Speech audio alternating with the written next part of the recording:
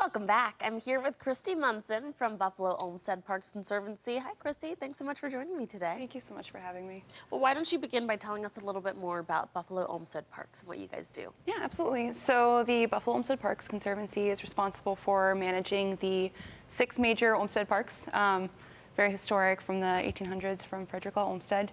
And then, of course, in addition to that, there's the parkways and the circles. So our mission is to protect that historic land and then try to encourage the community to help us with that as well. So that's what we're doing here. And you guys have been doing something really special throughout the month of June, right? Can you tell us about that? Yeah, so this is Invasive Species Month. A big part of what we're doing is trying to manage the parks, all of the invasive species that are around the parks, trying to make sure that they're not taking over the ecological areas. So, yeah. Why? Well, first tell us about what these invasive species are, what they do. Can you kind of explain? Because that sounds really scary. Yeah, so it can be scary, but that's, kind of what we're trying to prevent. Right. So invasive species are alien species or, plants from other parts of the world that kind of come in and are able to outcompete our native species.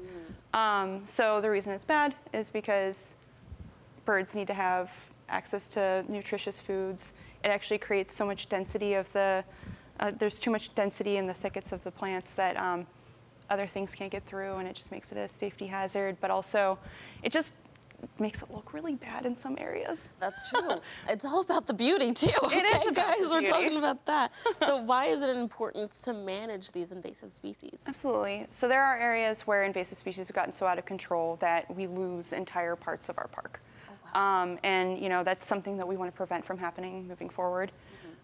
We want to really be careful to just make sure that we're able to maintain these historic parks as much as we can, and keeping them out or keeping them at bay is really important. Now, what advice do you have for viewers that have their own gardens or plants at home and want to make sure they are keeping their plants safe from invasive species at their home? I love that question. So I think one of the best things that you can do is really learn how to identify the different plants in your garden.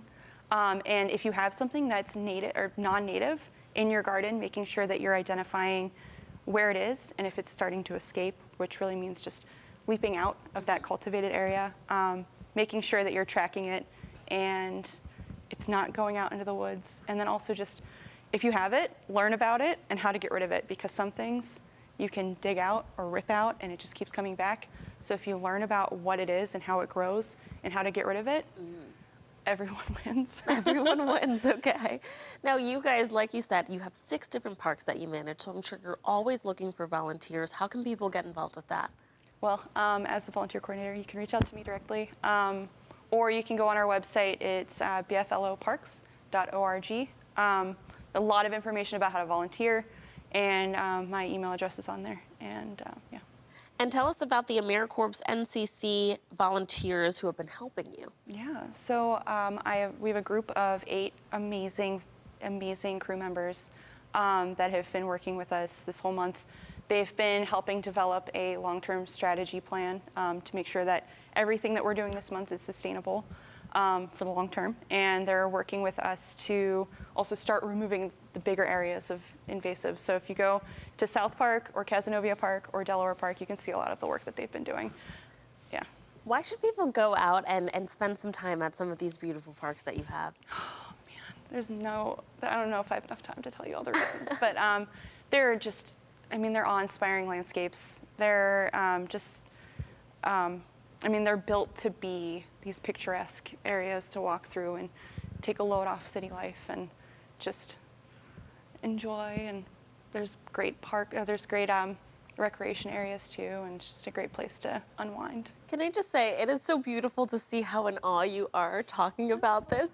It's really, really cute, and I appreciate it. Tell us anything more that's happening at Buffalo Olmsted Parks and why we should be coming out to visit this summer. I'm sure you guys have events all the time. Oh, we have events all the time, absolutely. And of course, a lot of our volunteer opportunities are kind of a way to not only just have help in the parks, but also to teach people about the different things. But actually this Thursday is our first major invasive species committee meeting.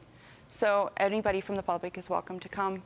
Basically, we're going to be sitting down and talking about those like long-term strategies and how if you're just walking through the park and you start to see something that looks out of the ordinary, especially when it comes to invasive species, what you can do as just a casual park goer.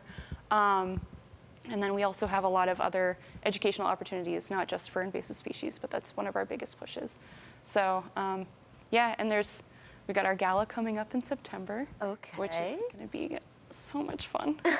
So again, a lot of stuff to look forward to. You've got some beautiful parks. We've obviously been there on our show, so you've seen some of them, but we'll continue to talk with you guys and experience the beautiful things that are happening in our backyard, all from nature. Thank you so much for coming in. Thank you so much. To volunteer with the Buffalo Olmsted Parks, visit their website at bfloparks.org/volunteer or find them on social media at BFLO Parks.